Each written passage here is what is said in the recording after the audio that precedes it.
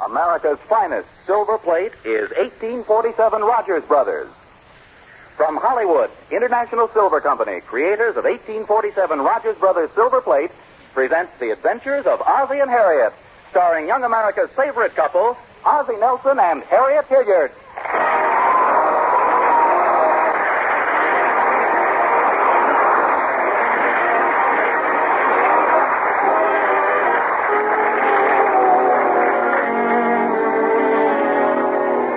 And now, once again, let us visit the Nelsons at 1847 Rogers Road. As we join Ozzie and Harriet, they've just finished breakfast. Ozzie is reading the morning paper. What you reading, dear? The funny page? Now, why do you say that? Does it ever occur to you that I might be reading the editorial page or the financial page? Oh, I'm sorry, dear. What are you reading? The funny page. You know something? They must have used a lot of care the way they place these comic strips. What do you mean? But now, just look at little Abner and Dick Tracy. Who else besides Breathless Mahoney could exist next to the little stinker? Oh, that episode's been finished for weeks. You must have an old paper there. I don't think so. Oh, by golly, you're right. Oh, sure, I remember reading this article here. Incidentally, it's very unusual. Oh, really? What's it about? It's about a dog by the name of Dice Game. She had 8 puppies. Well, what's so unusual about that? She did it the hard way, 2 4s. Oh, Ozzie, that's silly. Morning, Mother. Morning, Dad. Good morning, David. Hello, son. Did you sleep well last night? Like a log. Just fine. How was breakfast? Well? Coffee was wonderful. And how are you feeling? Fine, dear. Great. Then I'd like to ask you for a raise in my allowance. Okay? Gee, thanks. No. Not right so fast. Tell me, how much are you getting now? 50 cents a week, Dad. And how much do you want? 75 cents a week. Oh, I'm sorry, David. It's absolutely out of the question. Why, Dad? Well, just think, David, how would it look if you were getting a bigger allowance than me? Say, why all this sudden need for money anyway, David? Well, I got expenses, like going down to the store and getting sodas. Oh, I see. And you usually take that little girl down the block, don't you? Sally Kinney? Hmm? Yes, I do. And do you pay for her sodas? Oh, no, we're not that serious. Well, I still think that 50 cents is plenty for an 8-year-old boy. David, Daddy's just trying to tell you that you should learn the value of money. Well, that's just it, Mom. You want me to be thrifty and save my money, don't you? Yes. Well, I spend it all now, but if I got an extra quarter, then I'd have something to save. How about it? Well, I don't know. It's up to your father. What do you say, Pop? Well, David, when I was your age... Oh, Pop, not one of those stories. Now, David, if you want to get a raise, you've got to listen to your father's story. Oh, well, it's not compulsory, you know, Harriet. Oh, Ozzie, don't be so sensitive.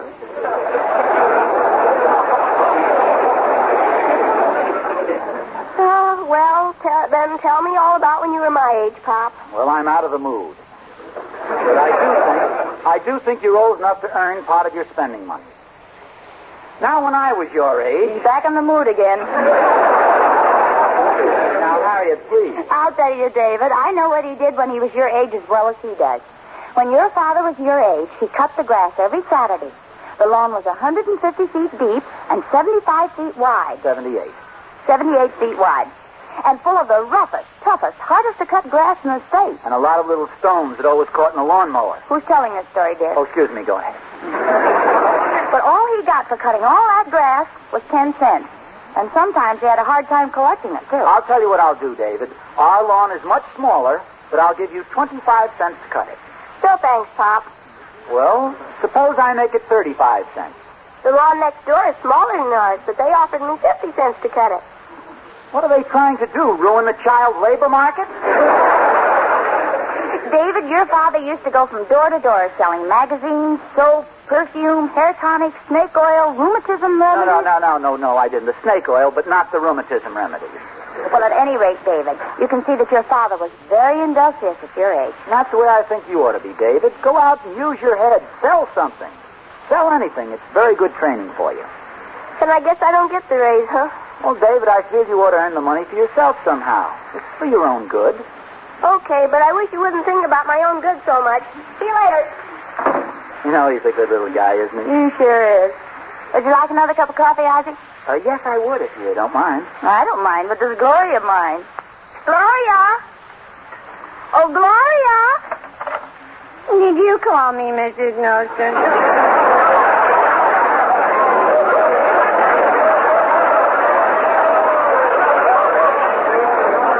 Yes, I did, Gloria. We'd like some more coffee. It's very good. Yes, it certainly was. Well, isn't there any more, Gloria? No, Mr. Nelson. There was just enough for the three of us. A cup for you and a cup for Mrs. Nelson and 5 cups for me. Well, that's life, I suppose. Didn't I just hear you talking to David? Yes, he just went out. I was having a little talk with him about money. Did you get any from him, Mr. Nelson? No, Gloria. Mr. Nelson was merely trying to explain the value of money to David. We probably should have explained to him how to budget his allowance. You keep a budget, don't you, Gloria? Oh, of course I keep a budget. I've been keeping a budget for 10 years. Every time I spend any money, I put it right down in one column. And every time I make any money, I put it right down in the other column. Well, that's very wise, Gloria. Oh, yeah. You know something, Mrs. Nelson. What? Someday I'm going to add it all up. How is it you learned to be so thrifty, Gloria? Well, I had to support myself from a very early age. You see, my father drank all the time. He was always stinking from drinking. Oh, that's too bad. But then one day my mother gave him the cure. Oh, she gave him the cure, huh? Was it permanent? Oh, it was permanent, all right. She used a shotgun. Well, that sounds permanent enough. Well, I better clear these dishes away. My boyfriend Elmer's coming over in a little while. Say, I haven't seen him around lately. What's he been doing? The same old thing. Loafing. But last week you told me he had a job. Oh, he did. But it only lasted one day. He worked in the ladies' department store as a window decorator. Well, why did he quit? He found out those women in the windows weren't real. Well, I'll see you later.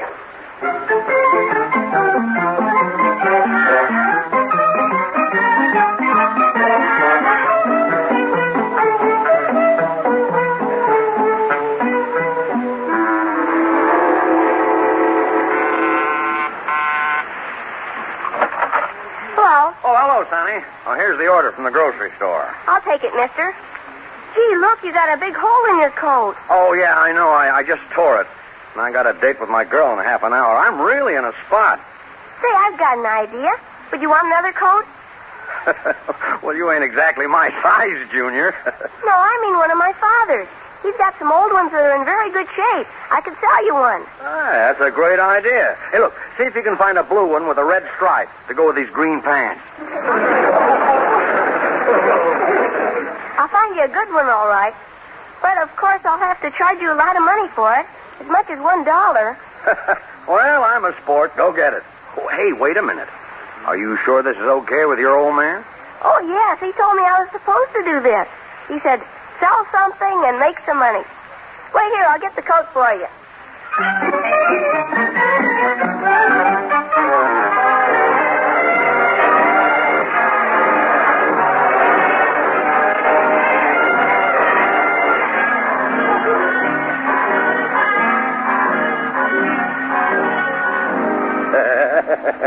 Are you glad to see me, Lana? Sure I am, Joe. And you look so wonderful, too. Say, that's a nice coat you got on. Oh, it's just a little something I had made. Well, maybe you better take it off, Joe. It's kind of warm in here. Yeah. Especially when I'm sitting next to you, Lana. Okay, I'll take it off. Now, let me put my arms around you, honey. Now, Joe. Oh, my goodness. That must be Herman outside the door. Quick, go down the fire escape. Herman is 6 feet tall. I'll hide in the closet. No, down the fire escape. Why can't I hide in the closet? Well, okay, but the guy in there is even bigger. Well, you talked me into it, Lana. It's down the fire escape for me. Coming, Herman, just a minute. see. Now, take it easy, Heyman. There's nobody here. Don't give me that. I hate a guy talking in here. Oh, that was just an announcer on the radio. Oh, you're so cute. Come on, sit down, Heyman. Relax. Let me fluff up your muscles.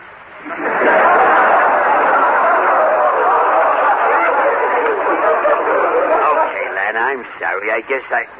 Hey, wait a minute. Whose coat is that? What coat? That one right there with the tweed buttons.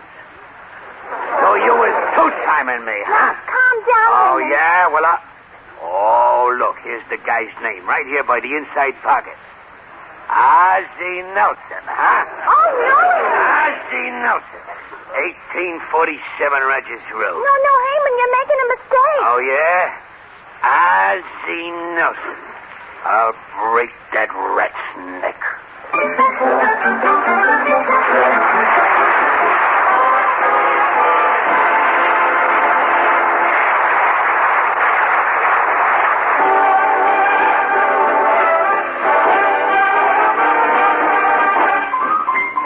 It's time for those lovely singing stars, the famous King Sisters. Someday he'll come along, the man I love. He'll be big and strong, man I love. And when he comes my way, I'll do my best to make him stay. He'll look at me and smile, I'd understand. And in a little while, he'll take my hand. And though it seems absurd, I know we both won't say a word. Maybe I will meet him someday. Maybe Monday. Maybe not. Still, I'm sure to meet him someday. Maybe today will be my good new day. We'll build a little home just for two, from which I'll never roam. Woods would do, and so all else above, I'm waiting for the man I love.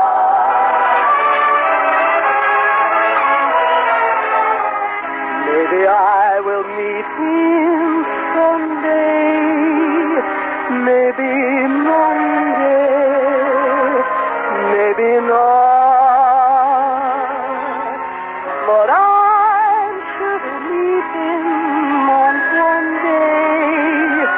Maybe Tuesday will be my good news day. We'll build a little home in Brooklyn Heights. A cozy one-room nest, walk up 10 flights.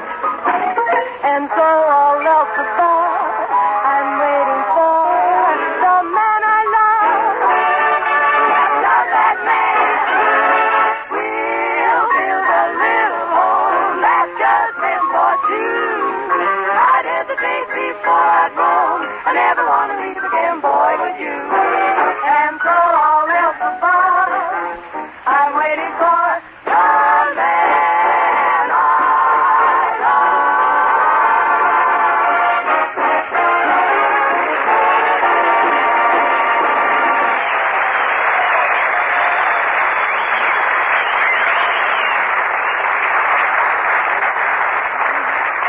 That was the King Sisters doing their bit for romance. And now the orchestra changes to the traditional romantic theme.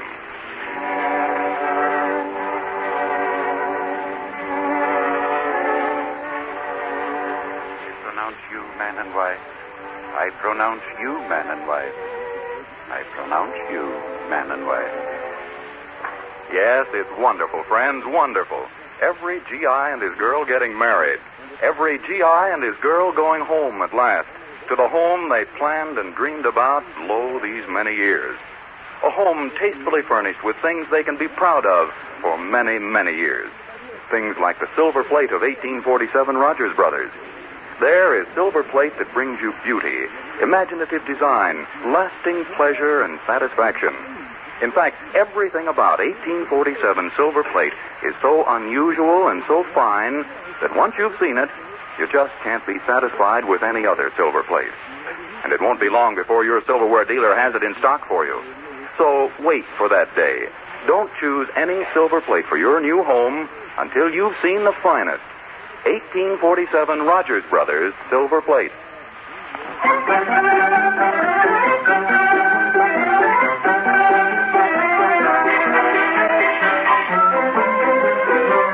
And now back to Ozzie and Harriet. Well, it certainly looks as though little David Nelson started something when he sold his father's coat to the delivery man. Poor Ozzie. Little does he know that his coat with his name in it has been discovered in glamorous Lana Shanahan's apartment by none other than Herman, Lana's jealous boyfriend.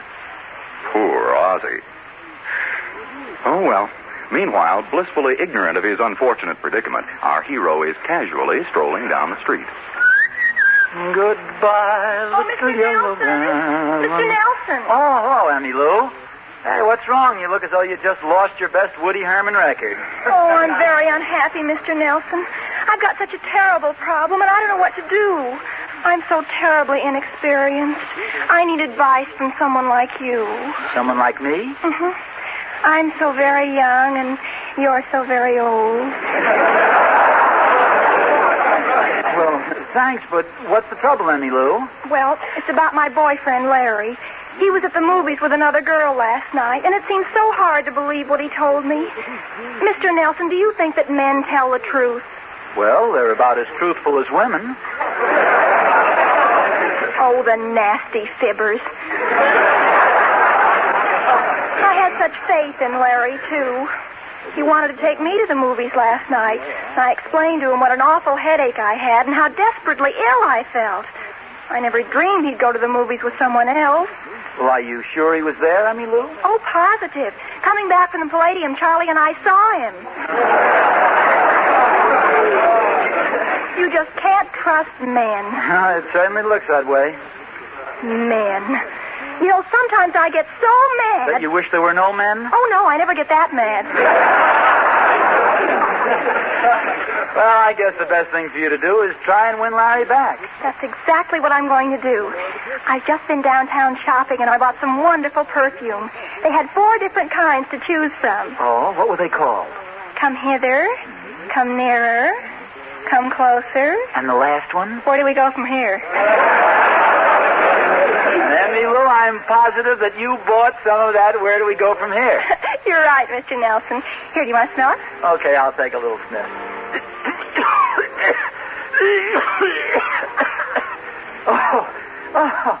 Oh, my gosh.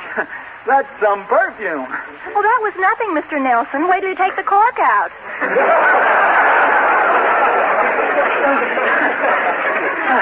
Is that the stuff you're going to try to win Larry back with? Mm-hmm. Do you think this perfume will make Larry notice me? Even if you leave the city. Yeah, I mean, Lou, you better take this stuff back before it overwhelms me. Thank you. Oh, I'm sorry, Mr. Nelson. It spilled all over you. Oh, that's all right, Emmy Lou. Nothing to worry about. It'll dry up. But what will Mrs. Nelson think if you come home with all that perfume? Won't she think that... Oh, no, of course not. Don't give it another thought. Mrs. Nelson trusts me implicitly. Don't worry about it, Emmy. And good luck with Larry. Thank you, Mr. Nelson. Goodbye. Goodbye.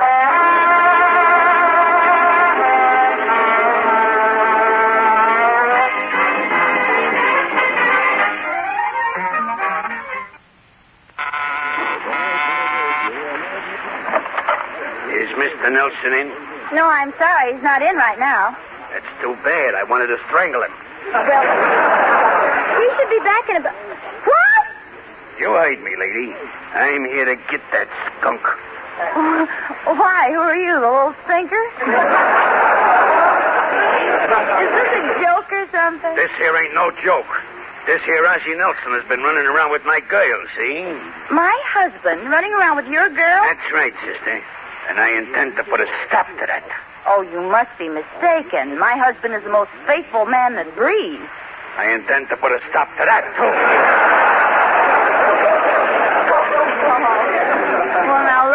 sure there must be some mistake. There's no mistake. Your husband is trying to beat my time with Lana Shanahan, the most beautiful dame in the world. Oh, really? How's he making out? Listen, 3/4 of an hour ago, he was sitting on her Davenport pitching wool at her. Oh, I feel sorry for you, Mrs. Nelson. What for? I think it's all sort of funny. Oh, your husband's a goner now. Once the man meets Lana Shanahan, he's never the same. Oh. You mean he'll throw rocks at me when he comes home? Oh, look, I'm sorry, but I just know you're mistaken. My husband is a very nice person, and I trust him absolutely and completely. Well, no guy can steal my guile and get away with it. But I tell you, it couldn't have been Ozzie. Believe me, you're just making a wolf out of a cocker spaniel.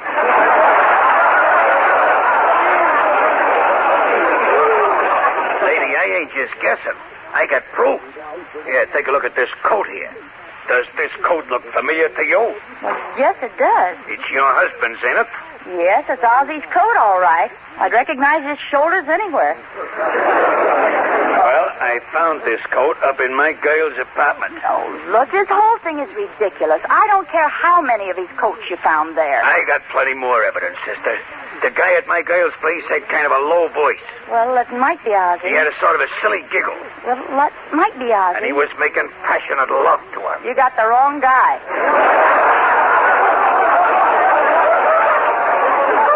Lady, there ain't no use trying to protect your husband. As soon as he pokes his nose in that door, I'm gonna beat him to a pulp. Well, I'm just warning you, my husband knows jiu-jitsu. No politician's gonna help him out of this. But will you at least give Ozzie a chance to explain when he comes in? I ain't giving him nothing. When he walks in that door, I'm gonna... Oh, hello, dear. I see you have company. I'll say you got company. And I ain't leaving here till I crush the life out of a Satan rat. Oh, the man from the exterminators. Well, not exactly, dear. This man came here to exterminate you. He claims that you've been romancing his girlfriend and you were with her this afternoon. Why, that's silly, Harriet. Surely you don't believe him. Oh, of course not. But he Wait says a minute. Where was you this afternoon, chum? Well, I was just out walking. There, you see, he was out walking. Say, let me smell you a minute, Ozzie. What were you out walking with, a halibut?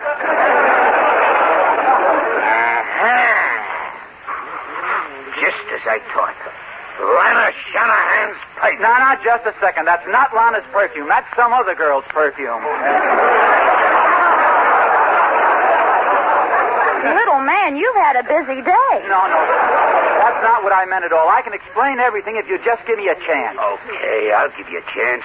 Is this your coat? Yeah, sure, that's my coat. Well, explain this. What was it doing in my girlfriend Lana's apartment? I'm sure I don't know, and I don't know your girlfriend, Lana. A likely story. I should have punched you when you first walked in. Why, Just Joe? a minute. Whom do you think you're pushing around? Home. You, that's home.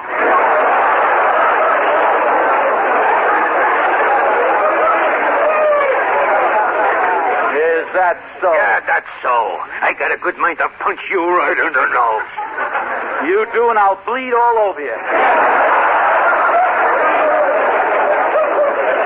Oh, now, look, why don't you two be sensible? Listen, mister, I have an idea. Suppose I assure you that it'll never happen again. That you have my word that my husband will never again bother your girlfriend, Lana. Would that satisfy you? Well, Well, suppose I promise to put a collar and leash on him and never let him out of the house without me. a collar and leash, huh? Yeah, that's good. Okay, lady, I'll settle for that. So long, folks. I'll be getting back to Lana now. Oh, gee, honey, that was a clever way to get rid of him. Saying you were going to put a collar and a leash on me. You know, dear, I'm never going to... Yes, dear. What size neck have you got? Now, Harriet, you can't really believe that silly story about that fellow's girlfriend. Well, what do you expect me to believe? Having all that perfume on you and not knowing how your coat got into her apartment? If you'll just let me explain, the perfume was spilled on me accidentally by Emmy Lou. As for the coat, I can't possibly imagine how it got there. Hello, Mother. Hi, Dad. Hello, son. Hello, Lana. Hey, Where'd you get that lollipop? It's the size of a small manhole cover. It cost me 50 cents, Mom. I earned some extra spending money like Pop told me. Well, that's fine, son. I'm proud of you. How did you make the money? Well, it was a cinch. I sold an old coat of yours to the delivery man. Hey, tell me, David, was this coat here on the chair the one you sold? Gee, that's the one, all right. How'd it get back here? Didn't the fellow like it? No, he liked it all right. I'll tell you about it later, David. Right now, there's something I want to discuss with your mother. Oh, now, Ozzie, you don't think I really believed a word of what that man said? You know me well enough for that. Harriet. Yes, dear? What size neck have you got?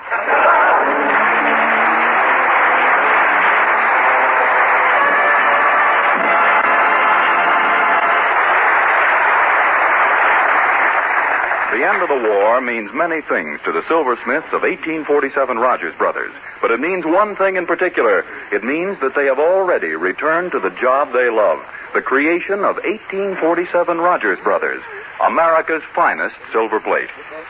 In the bitter, frightful years of war, their fine craftsmanship was devoted to turning out fighting equipment and life-saving equipment for our armed forces. But they're now back at their old tasks, creating silver plate that's the last word in loveliness. Silver plate that can't fail to give you a sense of complete enjoyment. So, friends, if you're planning to get silver plate, my advice is to wait until 1847 Rogers Brothers is again at your silverware dealers. That day is not far off. Sooner than you think, you'll be able to go in and ask to see 1847's unique patterns. The pattern Adoration, for example, which was such a pre-war favorite. Adoration has the high raised ornamentation and deep etching so like solid silver. It has the streamlined contours, the delicate chasing, and the exquisite finish that make it truly a prize in silver plate. A prize it will pay you to wait for. So remember the pattern name, Adoration. The creator, 1847 Rogers Brothers.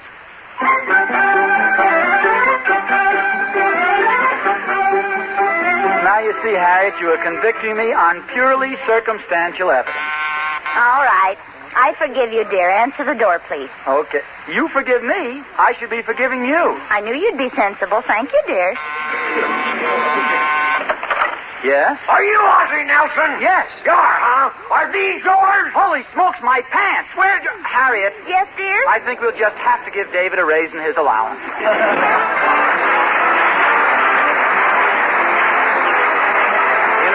Silver Company, creators of 1847 Rogers Brothers Silver Plate, invite you to listen again next Sunday to the adventures of Ozzie and Harriet, with songs by the King Sisters and music by Ozzie Nelson's orchestra. And don't forget, America's finest silver plate is 1847 Rogers Brothers. This program originates in the Hollywood studios of the Columbia Broadcasting System and is also broadcast over the Trans-Canada Network of the Canadian Broadcasting Corporation. This adventure of Ozzie and Harriet will be transmitted to our men and women overseas by shortwave and through the worldwide facilities of the Armed Forces Radio Service.